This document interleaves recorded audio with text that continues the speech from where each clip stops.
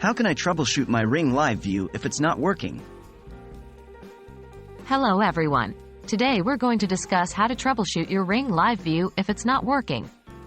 Ring Live View is a fantastic feature that allows you to check on your home at any time, but occasionally you may encounter some issues.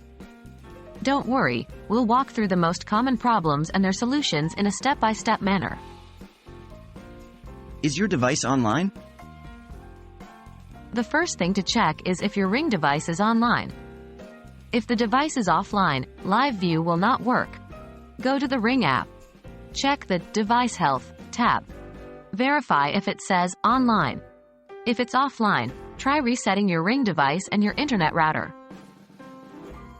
Is your internet connection strong enough? The next thing to check is your Wi-Fi connection. Ring devices require a strong internet connection to function correctly. Test your internet speed. Make sure your upload and download speeds are at least 2 megabits per second. If they're not, you may need to upgrade your internet service or move your router closer to your Ring device.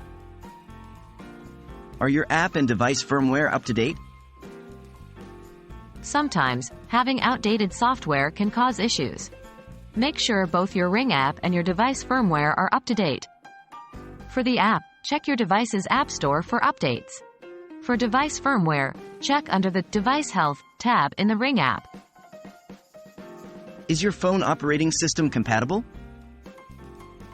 Ensure that your phone's operating system is compatible with the Ring app. You can find this information in the system requirements in the app's description in your device's app store. Have you tried a power cycle? If none of the previous steps have worked, try a power cycle. Disconnect your Ring device from its power source. Wait about a minute, then reconnect it. This often solves temporary software glitches. Hopefully, one of these steps has helped to get your Ring Live View back up and running. Remember, you can always reach out to Ring's customer service if you continue to have problems. Thanks for watching, and we hope this guide has been helpful. Don't forget to subscribe for more troubleshooting tips and tricks.